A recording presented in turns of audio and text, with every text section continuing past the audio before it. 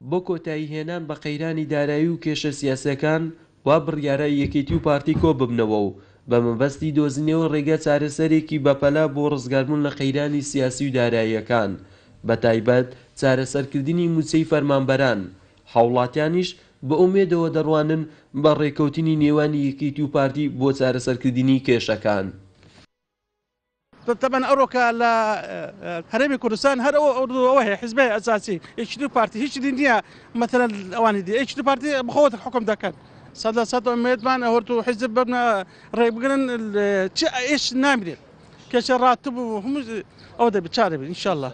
من متأكد أو هدو حزبية يكدو بقرنوا كيشا زحمة زوزو هيش كيشا نعمل توا كوتاي بهم اشتقدين زو حزيان لي بحمو كيشا كان نامێت تا ڕادێک ئومێدمان هەیە بە هەردوو حزبەکان یەک دوو بکردنەوە بەڕاستی ئەمە هیچ ترمان ناوێت ئەو دوو حزب یەک دوو بکردنەوە هەموو شتێک کۆتایی پێێت ئینشاءالله.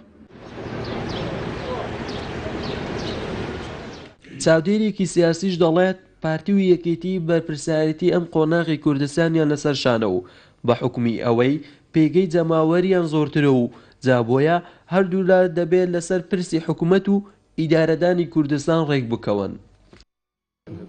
بەتاکید یەکێتی و پارتی دوو حیزبی کاریگەری هەرێمی کوردستانن لە ڕووی پێگەی جەماوەری چ لە ڕووی پێگەی جوگرافی و ئەزمموی حکومڕانی لە هەرێمی کوردستان لە 25 ساڵی ڕابردوو بۆیە پێویستە یەکێتی و پارتی پەرە بە پەیوەندیەکانیان بدەن بۆ ئەوەی ئەو وەزع خراپەی اقتصادی ئێستا هەیە لە هەرێمی کوردستان چارەسەر بکرێت. بەپێی چەند زانیاریەک کە بەدەستی کەناڵی بادینە سات کەوتووە، مانگی ڕابردوو یەکێتی نیشتیمانی کوردستان و پارتی دیموکراتی کوردستان لە کۆبوونەوەیەکیاندا لە هەولێر چەندی پرسیان تاوتێ کرد و لە نێوانیشدا کارەکردنەوەی ڕێکەوتنی ستراتیژی و ئەنجامدانی ڕێکەوتنێکی نوێ لە نێوان پارتی و یەکێتیدا.